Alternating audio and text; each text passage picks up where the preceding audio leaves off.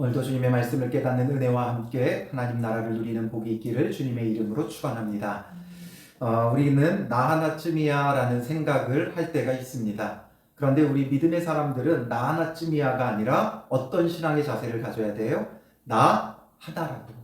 나 하나쯤이야 하는 열의 의식을 갖게 되죠. 나 하나쯤 뭐 이렇게 한다고 뭐 큰일이 벌어지겠어 생각하지만 우리는 그런 마음보다는 나 하나라도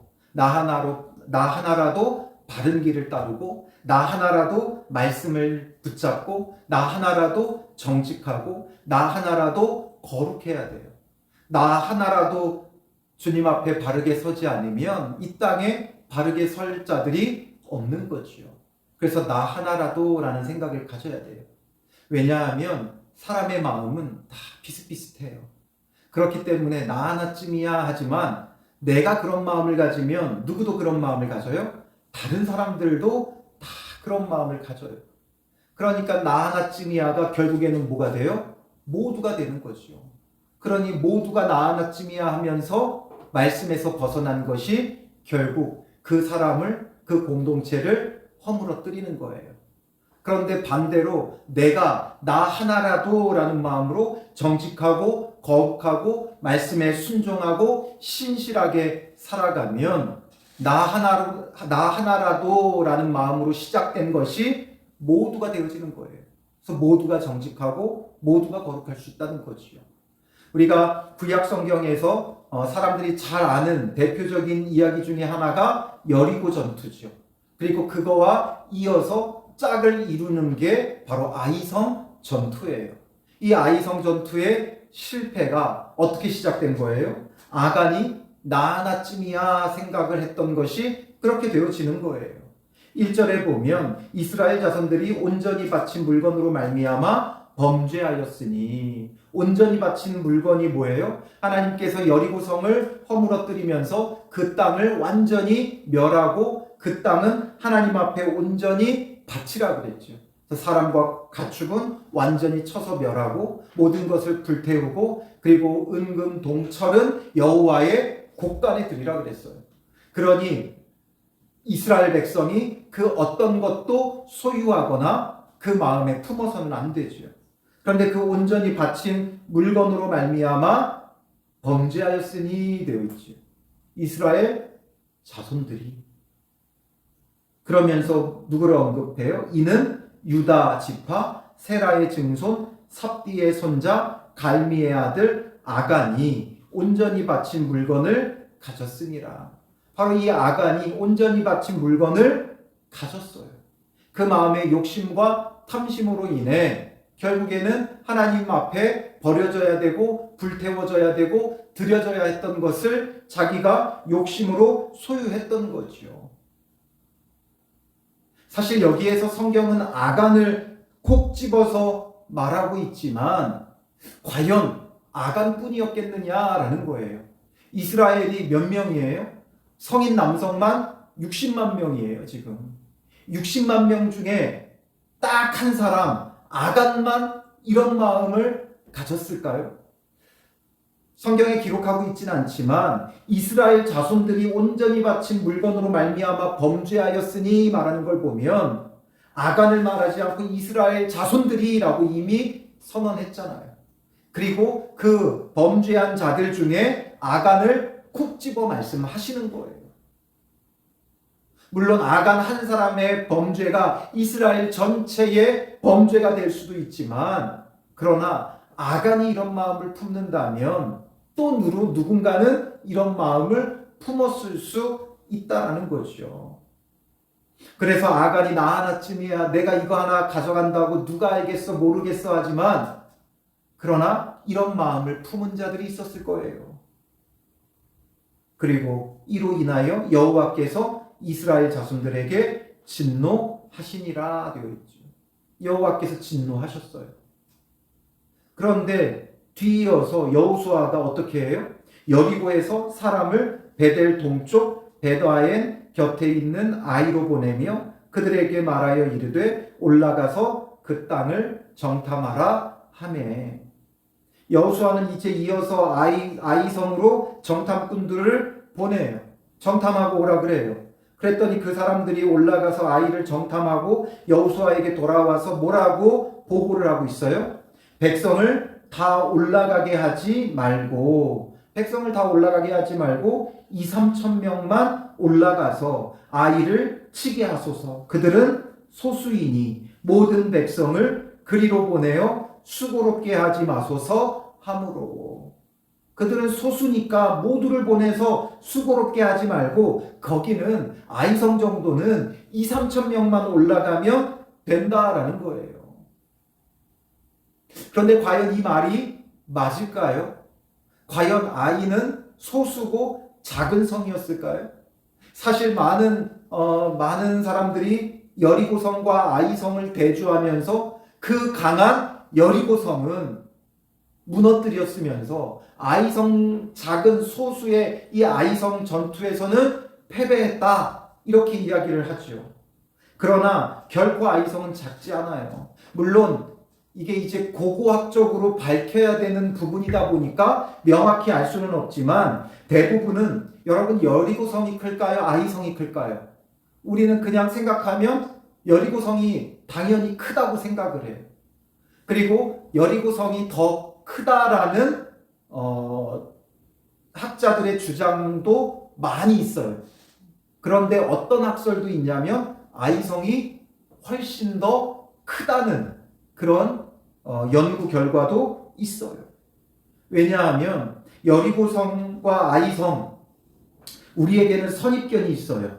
그들은 소수니 2, 3천 명만 올라가게 하면 된다라는 이것을 통해서 이 성은 정말 작은 성이었구나, 이렇게 생각을 해요. 그리고 이름도 뭐예요?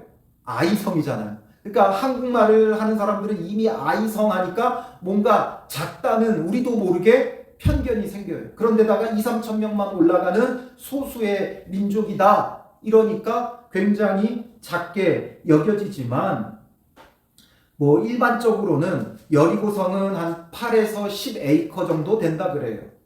그러면 아이성은 한 2.7에이커가 된다, 이렇게 대부분은 생각을 하고 주장을 해요.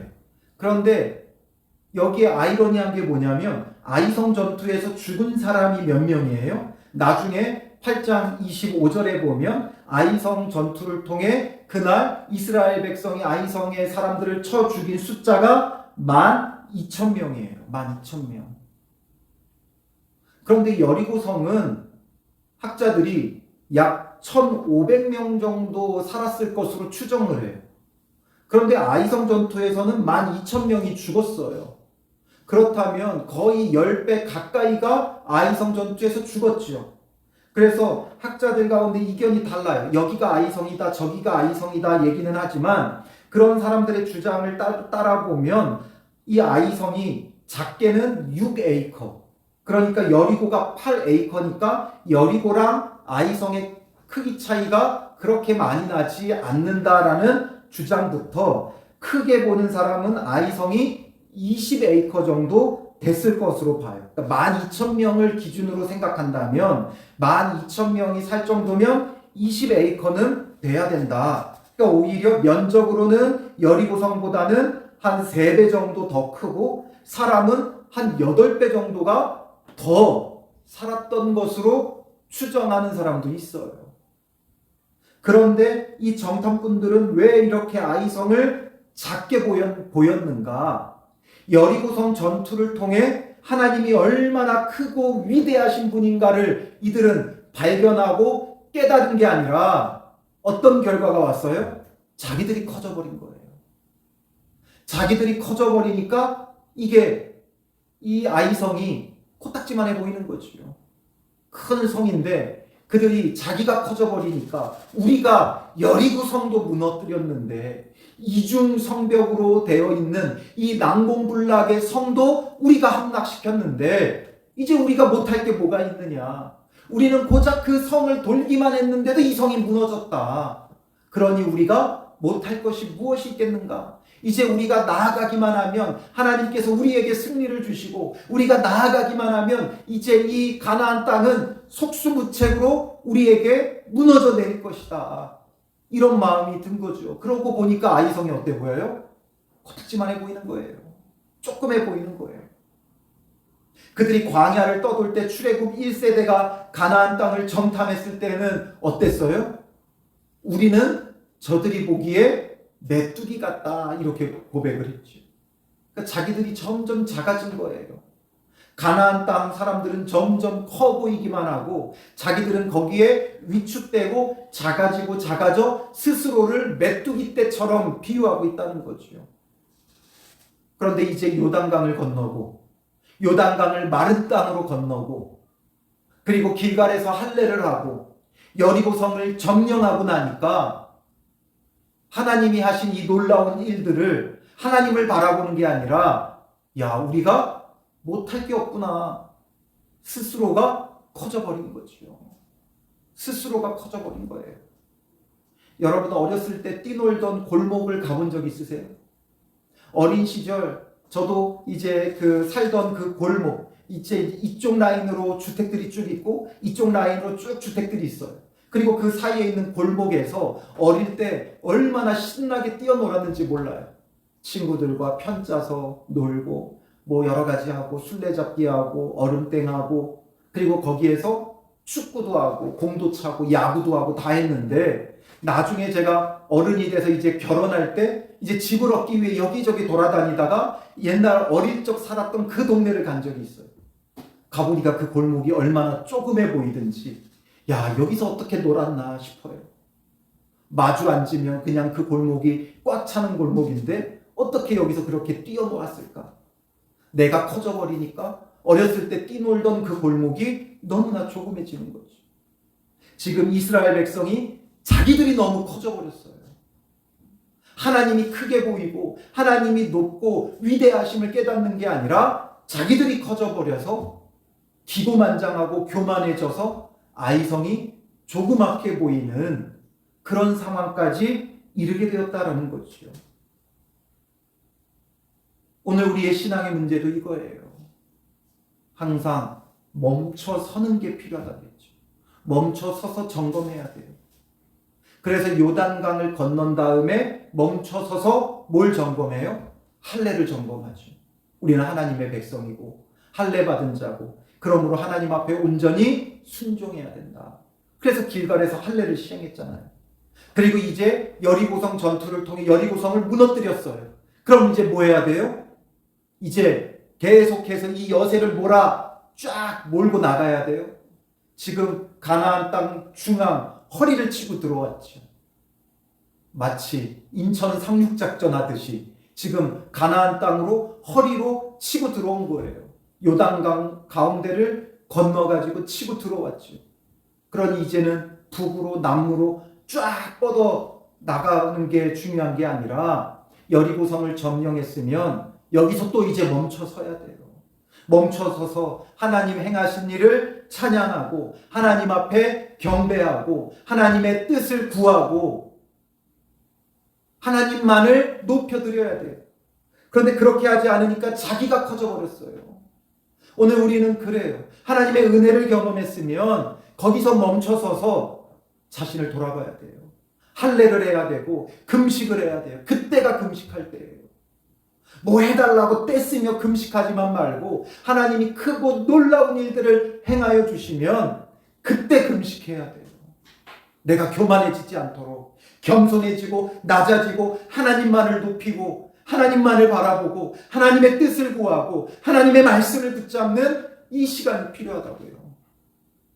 그런데 우리는 반대로 하죠. 어떤 크고 중요한 문제가 있으면 하나님의 앞에 엎드리고 하나님의 말씀을 붙잡고 찾고 다 해요.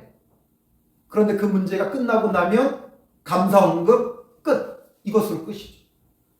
하나님 앞에 감사 찬양하고 나 자신을 돌아보고 겸손해지고 회개하고 돌이키고 하나님의 이 크고 놀라운 구원의 일을 감당할 수 없는 나 자신을 돌이켜야 돼요.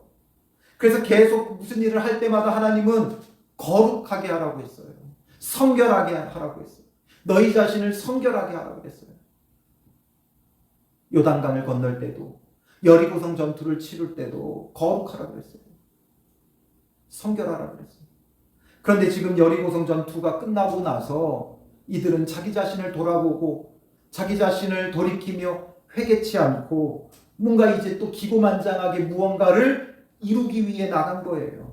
이들이 멈춰서서 회개하고 자기 자신들을 점검하고 했다면 어떤 일이 벌어졌겠어요? 아간도 회개했겠죠. 하나님 앞에 아간도 회개했을 거예요. 그런데 이렇게 주님 앞에서 엎드리고 회개하고 돌이키지 않고 그냥 나아가니까 여호와께서 진노하신 채 하나님의 부재 가운데 나아가는 거예요. 지금 하나님이 없잖아요. 이들에게 하나님이 없어요. 여호와께서 진노하셨고 이들이 회개하고 돌이켰다면 하나님께서도 그 진노를 멈추셨을 거예요. 그런데 이제 하나님께서 진노하심으로 이들에게 더 이상 말씀하시지 않았어요. 말씀하시지 않았어요. 그러니까 여호수아도 하나님 앞에 묻지 않았고 하나님의 응답도 없이 아이성으로 사람을 보내 정탐한 뒤에 그들의 정탐한 보고대로 4절에 어떻게 해요? 백성 중 3,000명쯤 그리로 올라갔다가 3,000명쯤 그리로 올라갔어요. 하나님이 올라가라고 했어요? 안 했어요? 안 했어요. 그런데 그냥 자기들이 올라갔어요. 오늘 새벽에 여리고성 전투를 함께 나누면서도 말씀드렸지만 땅 밟기의 그 행위로 인해 여리고성이 무너진 게 아니에요. 하나님 앞에 어떤 마음으로 어떤 믿음으로 행했느냐가 중요하다 그랬죠. 그들이 온전히 순종할 때 하루 한 바퀴씩 죽음을 각오하고 하루 한 바퀴씩 돌고 7째 날에 7번 돌고 그리고 나팔을 불며 크게 외치는 온전한 순종을 행했을 때 여리고성이 무너져 내렸어요. 하나님이 돌라고 하셨기에 돈 거예요. 오늘 우리에게 돌라고 하시지도 않았는데 우리는 그냥 혼자 돌아요. 믿음이라고 하면서 혼자 자꾸 돌아요. 하나님의 명령을 따라 돌아야죠. 명령이 없다면 아무리 돌아도 아무 소용없어요. 지금 아이성도 마찬가지죠. 그 성이 실제로 더 컸느냐 작았느냐 그것보다 더 중요한 건 하나님께서 올라가라 했느냐 안 했느냐 그게 중요한 거죠. 그들이 요단을 건널 때는 어떠했어요? 1장 2절에 보면 내 종 모세가 죽었으니 이제 너는 이 모든 백성과 더불어 일어나 이 요단을 건너 내가 그들 곧 이스라엘 자손에게 주는 그 땅으로 가라. 요단을 건너서 그 땅으로 가라고 하나님이 명령하셨잖아요. 명령을 따라가니까 마른 땅으로 건너게 되는 거예요. 그리고 건넌 뒤에 하나님께서 그들에게 뭐하라고 말씀하세요? 5장 2절에 보면 그때의 여호와께서 여호수아에게 이르시되 너는 부싯돌로 칼을 만들어 이스라엘 자손들에게 다시 할례를 행하라. 할례를 행하라고 하시니까 할례를 행한 거예요. 멈춰 선 거예요.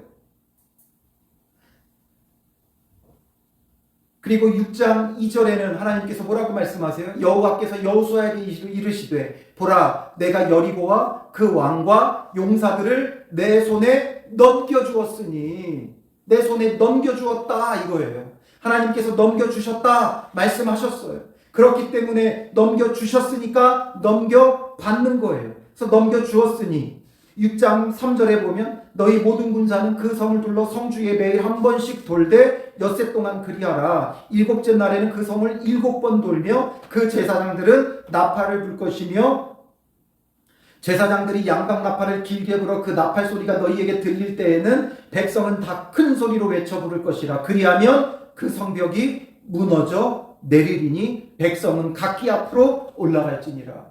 하나님의 명령이 있었잖아요. 그런데 지금 아이성을 앞두고는 하나님의 명령도 없어요. 그런데 자기들끼리 정탐하고 자기들의 결론대로 올라간 거예요. 그러니 어떤 결과가 와요? 5절에 아이 사람이 그들을 36명쯤 쳐 죽이고 성문 앞에서부터 스바림까지 쫓아가 내려가는 비탈에서 쳤으므로 백성의 마음이 녹아 물같이 된지라. 36명이 죽어요. 그리고 도망와요. 아주 부끄러움과 수치를 당하며 도망오죠. 36명쯤 죽으니까 이들은 이제 나 살려 하며 도망와 버리는 거예요. 이 일로 인해 백성의 마음이 녹아버렸어요. 물같이 녹아버렸어요. 요단강을 건널 때만 해도, 여리고성을 함락시킬 때만 해도 가나안 사람들이 간담이 녹았죠. 그런데 이제는 이스라엘 사람들의 마음이 녹아버렸어요.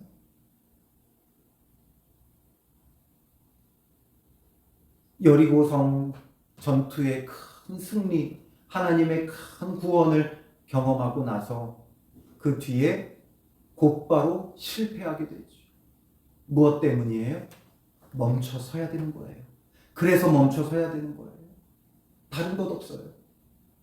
하나님이 은혜 베푸실 때일수록 우리는 멈춰야 되고, 하나님의 이 은혜를 내가 감당할 수 없는 자라는 것을 깨닫고 회개해야 돼요. 베드로가 왜 베드로예요?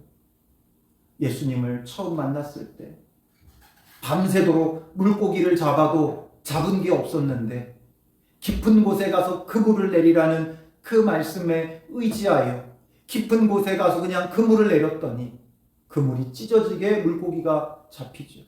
그때 베드로는 어떻게 해요? 찢어지게 잡힌 그 물고기 가지고 파티합니까? 잔치합니까? 시장에 내다 팝니까? 아니죠. 이걸 다 버려두고 예수님께 와서 엎드려요. 그리고 뭐라 그래요? 주여, 나를 떠나소서. 나는 죄인이로소이다. 자신의 죄인됨을 고백해요. 예수님이 주신 놀라운 구원의 사건을 경험해 놓고 베드로는 예수님의 발 앞에 엎드려 자기가 죄인임을 고백해요. 이게 정말 주님의 은혜를 아는 자죠. 이런 여리고성의 승리를 주셨어요. 내가 뭐라고? 우리가 뭐라고? 여전히 욕심 많고 정욕 많고 아간뿐만 아니라 온전히 바친 물건을 탐낸 우리인데 하나님께서 내가 뭐라고 이런 은혜를, 이런 구원을 베푸시는가? 엎드렸다면, 회개했다면, 여호수아가 외치며 우리가 과연 이 은혜를 받을 만한 자인가 외치며 회개하자. 하나님은 이토록 거룩하시고 하나님은 이토록 높고 위대하신 분이시다. 그 앞에 우리가 어찌 설 수 있겠느냐. 회개하고 자복했다면 아간뿐 아니라 모든 사람들이 자복하고 회개했으면 하나님께서 말씀하셨겠죠. 아이성으로 올라가라. 말씀하셨겠죠. 3,000명이라서 이들이 패배한 게 아니라 하나님의 명령이 없었잖아요. 하나님의 말씀이 없었잖아요. 자기들의 임의대로, 자기들의 판단대로, 자기들의 상식을 의지하며 나아간 거예요. 그러니 수치와 모욕을 당하죠. 이제서야 여호수아는 어떻게 해요? 6절에 옷을 찢고 이스라엘 장로들과 함께 여호와의 궤 앞에서 땅에 엎드려 머리에 티끌을 뒤집어 쓰고 저물도록 있다가, 하나님께서 진노하셨기 때문에 지금 만나주시지 않는 거예요. 그런데도 모르고 이미 여호수아가 하나님을 찾지 않으니까 하나님도 외면하고 계시는데 이들도 찾지 않았어요. 그러니 하나님이 우리에게 외면하시고 계시다는 것조차도, 하나님이 진노 가운데 계시다는 것조차도 이들은 몰랐던 거죠. 그러나 여호수아가 이제 회개하고 자복하며 하나님 앞에 엎드려서 슬프도소이다. 주 여호와여, 어찌하여 이 백성을 인도하여 요단을 건너게 하시고 우리를 아모리 사람의 손에 넘겨 멸망시키려 하셨나이까. 우리가 요단 저쪽을 만족하게 여겨 거주하였다면 좋을 뻔하였나이다. 주여, 이스라엘이 그의 원수들 앞에서 돌아섰으니 내가 무슨 말을 하오리까. 가나안 사람과 이 땅의 모든 사람들이 듣고 우리를 둘러싸고 우리 이름을 세상에서 끊으리니 주의 크신 이름을 위하여 어떻게 하시려 하나이까. 주님의 그 크신 이름을 위해 어떻게 해야 됩니까? 하나님은 어떻게 하실 것입니까? 물으니까 여호와께서 여호수아에게 말씀하시죠. 일어나라. 어찌하여 이렇게 엎드렸느냐. 이스라엘이 범죄하여 내가 그들에게 명령한 나의 언약을 어겼으며 또한 그들이 온전히 바친 물건을 가져가고 도둑질하며 속이고 그것을 그들의 물건들 가운데에 두었느니라. 여호수아가 아이성의 사람들을 보내기 전에 하나님 앞에 엎드렸다면 하나님께서 미리 말씀하셨겠죠. 엎드리지 않았어요. 서두에 말씀드린 것처럼 나 하나쯤이야 이런 마음으로 우리가 뭔가를 시작하면 나만 그런 게 아니라 다 그런 거예요.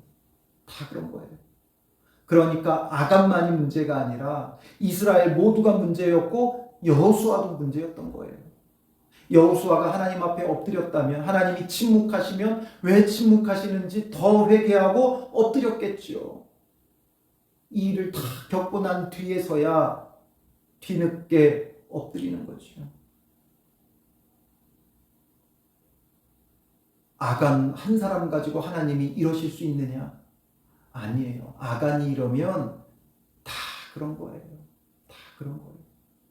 이 가운데 나 하나라도 하나님 앞에 엎드려야지 하는 사람이 있었으면 그 나 하나라도라는 마음을 가진 사람들이 한데 모여 함께 회개와 하나님 앞에 찬양과 영광을 올려드리는 새로운 국면이 찾아왔을 거예요. 그런데 다들 어떻게 해요? 뒷짐지고 남 탓하는 거죠. 아유, 여호수아가 안 하는데 나 하나라도 뭐 해서 뭐 하겠어? 나 하나라도 뭐 한다고 뭐가 달라지겠어? 이런 마음인 거죠. 결국 다들 나 하나쯤이야 열애되면 모두가 열애되는 거예요. 다른 사람 탓하지 말고 과연 나는 어떠한가? 나 하나쯤이야입니까? 나 하나라도입니까?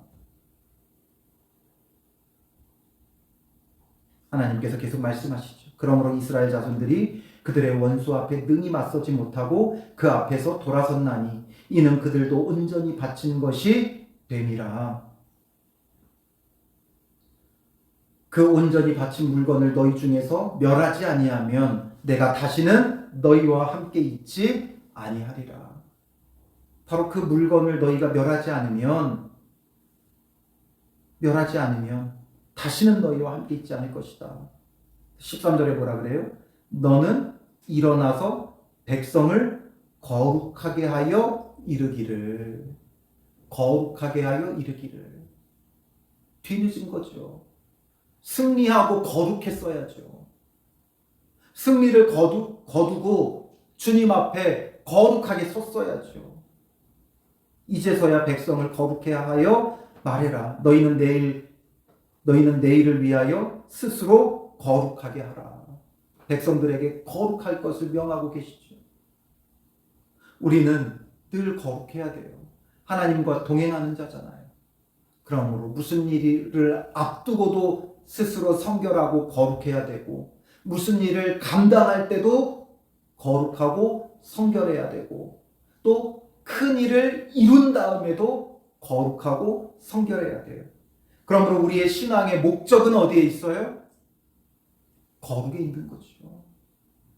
우리의 처지와 환경의 변화의 목적이 있는 게 아니에요. 우리가 주님 앞에 거룩한 데에 목적을 두어야 돼요. 우리는 하나님 앞에 거룩하기만 하면 모든 일은 하나님이 하시는 거니까요. 그러므로 우리가 거룩해야 돼요. 이스라엘의 하나님 여호와의 말씀에 이스라엘아 너희 가운데에 온전히 바친 물건이 있나니 너희가 그 온전히 바친 물건을 너희 가운데에서 제하기까지는 내 원수들의 앞에 능히 맞서지 못하리라. 그래서 너희는 14절에 아침에 너희의 지파대로 가까이 나오라. 여호와께 뽑히는 그 지파는 그 족속대로 가까이 나올 것이요 여호와께 뽑히는 족속은 그 가족대로 가까이 나올 것이요 여호와께 뽑히는 그 가족은 그 남자들이 가까이 나올 것이며 온전히 바친 물건을 가진 자로 뽑힌 자를 불사르되 그와 그의 모든 소유를 그리하라. 이는 여호와의 언약을 어기고 이스라엘 가운데에서 망령된 일을 행하였음이라 하셨다 하라. 언약을 어기고 망령된 일을 행했으므로 이렇게 뽑힌 자는 이제 하나님 앞에 불살라 죽이라고 명하고 계세요. 얼마나 엄중합니까? 여호와의 언약을 어긴다는 것이 얼마나 무서운 일입니까? 그런데 그 사람을 어떻게 하나님이 찾으세요? 제비뽑기를 통해 점점 그 범위를 좁혀나가죠. 하나님께서 그 사람을 몰라서 이런 방법을 쓰세요? 아니죠. 하나님은 지명할 수 있어요. 하나님께서 유다 지파 세라의 증손 삽디의 손자 갈미의 아들 아간이다 말할 수 있죠. 지파는 유다 지파, 족속은 세라, 가족은 삽디, 그 남자들은 갈미의 아들. 하나님께서 확실하게 지목할 수도 있어요. 다 알고 계시니까요. 그런데 왜 이런 방법을 쓰시는 거예요? 먼저 스스로 거룩하게 하라고 했죠. 그러면 스스로 거룩하게 하다 보면 자기 죄들을 자복하고 회개하겠죠. 그러면 그 가운데 누구도 회개해야 돼요? 아간도 회개해야 되는 거예요. 그런데 나몰라를 하고 있죠. 그러다가 이제 지파대로 나오라고 했을 때 유다 지파가 딱 뽑혔을 때 아간의 마음은 어떠했겠어요? 설마 난 줄 알겠어? 여기였겠지. 그 다음에 그 가운데 세라의 족속이 뽑혔어요. 설마 아니겠지? 안 들키겠지? 이런 마음이겠죠. 그 다음에 삽디가 뽑혔어요. 가족은 삽디의 가족. 점점 좁혀올 때 설마 계속 자기를 향해 다가오는 이것을 보며 어떻게 해야 돼요? 회개하라는 하나님의 기회죠. 이렇게 했으니까 이 사람은 반드시 불살라야 된다. 그 가운데도 하나님은 회개할 기회와 은혜를 베푸시는 거예요. 그러니까 먼저는 스스로 거룩하게 하라고 명하고 이때 회개의 가장 최초의 기회를 주시는 거죠. 한 번 기회를 주셨어요. 그 다음에 지파가 뽑힐 때 두 번째 기회를 주셨어요. 그 지파 가운데 유다 지파가 뽑혔을 때 그 가운데 양심의 가책을 느끼고 아간이 나와 엎드리고 회개했다면 하나님의 놀라운 은혜가 있었겠죠. 그 다음에 족속, 가족, 남자 5번의 기회가 있었어요. 그리고 끝내 자기가 밝혀졌을 때까지 그는 회개치 않았죠. 늘 강조하지만 죄 중에 가장 큰 죄가 뭐예요? 회개치 않는 거예요. 회개치 않으니까 사함받지 못하죠. 사함받지 못할 죄에 대해서 성경에서도 말하고 있지만 결국 그 사함받지 못하는 죄는 회개하지 않는 죄예요. 성령을 회방하고 성령을 거부하는 거죠.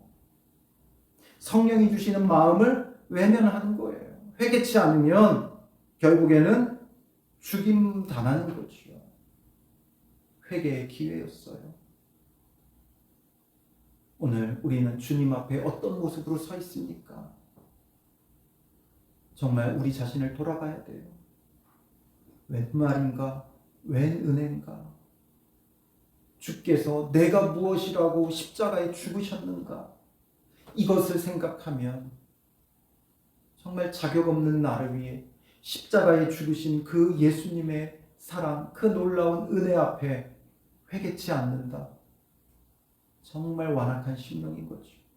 그러니 우리는 날마다 주님의 십자가 앞에서 돌이키고 회개하고 정말 그리스도 예수의 마음을 품고 자기를 부인하고 자기 십자가를 지고 주님을 따르려 해야 되고 그렇게 하지 못하는 우리의 모습 때문에 회개하며 엎드리는 자가 되어져야 하는 것이죠. 그래서 우리 자신을 늘 돌아보면 정말 하나님의 놀라운 은혜가 그 삶에 언제나 가득하겠죠. 오늘 우리에게 보여주는 건 아간만이 아니라 아간의 모습을 통해 내 모습을 보는 거예요. 아닌 척하고 있지요. 괜찮은 척, 예쁘게 화장하고 꽃단장하고 교회 다 앉아서 거룩한 척, 신실한 척, 하나님을 사랑하는 척하고 있지만 나의 중심을 하나님은 너무나 잘 알고 계세요. 나는 아닌 척 외면하지만 그러나 우리의 그 불의함과 부끄러움을 우리는 직면하며 회개하는 자가 되어야 돼요. 아간과 다르지 않는. 아간이 이러했다면 나도 이러한 거예요. 그러니 회개해야죠. 큰 일을 앞두고 회개하세요. 큰 일을 감당하며 회개하세요. 큰 일을 마치고 나서 그 놀라운 은혜를 감당할 수 없어 회개하세요. 거룩하고 정결하게 서는 믿음의 사람이 되어져야 하는 거예요. 오늘 이 말씀을 생각하면서 우리는 정말 주님 앞에 어떤 모습으로 있었는가 스스로 거룩하게 하라 말씀하시는 거예요. 이게 중요하지. 거룩하지 못한 우리의 모습을 살피며 정말 하나님의 그 은혜 속에 감사하고 찬양할 뿐만 아니라 우리 자신을 돌아보며 감당할 수 없는 그 은혜 앞에 회개하고 스스로 거룩하게 하는 믿음의 사람들 되시기를 주님의 이름으로 축원합니다. 기도하겠습니다. 살아계신 아버지 하나님, 우리가 구원받았다는 게 웬 은혜인지 웬 말인지 정말 감당할 수 없는 은혜를 부으시는 주님, 여전히 우리는 우리의 불의함 속에 우리의 죄를 외면한 채 아닌 척 주를 따르고 섬기는 척하고 있는 우리의 모습은 없는지 돌아봅니다. 정말 주님의 말씀을 깊이 깨닫고 묵상하며 우리의 죄인됨을 발견하고 아간과 같이 우리의 마음에 숨겨두었던 욕심과 정욕을 주님 앞에 다 꺼내놓고 회개하고 돌이키는 자 되게 하시고 이제는 우리의 마음에 욕심과 정욕을 품는 것이 아닌 그리스도 예수의 마음을 품게 하여 주셔서 정말 낮아지고 죽어지고 섬기는 믿음의 사람들 되게 하옵소서. 우리가 감당해야 될 일들로 인해 스스로 성결하게 행하는 자 되게 하여 주시고 또 맡겨진 그 일들을 감당하며 정결하기를 힘쓰는 자 되게 하시고 또 맡긴 일을 감당하고 구원의 은혜를 경험하고서 우리 자신을 돌아보고 엎드리고 정말 마음의 할례를 행하는 믿음의 사람들이 되게 하여 주셔서 늘 하나님의 은혜 속에 거하는 자 되게 하여 주실 줄 믿사오며 예수님의 이름으로 기도합니다. 아멘.